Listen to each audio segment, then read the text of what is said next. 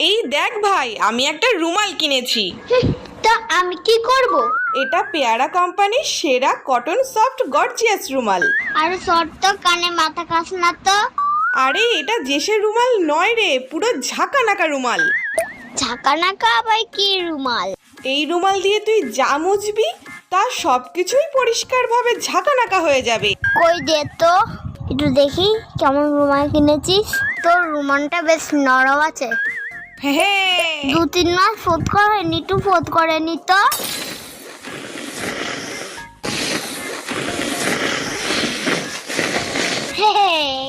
এই নে ধর। এ কি, এটা তুই কি করলি? নাকের ভিতরটা সত্যি ঝাঁকানাকা হয়ে গেল। দেখ দেখ। ফোত করার জন্য আমার নতুন রুমালটাই পেলি?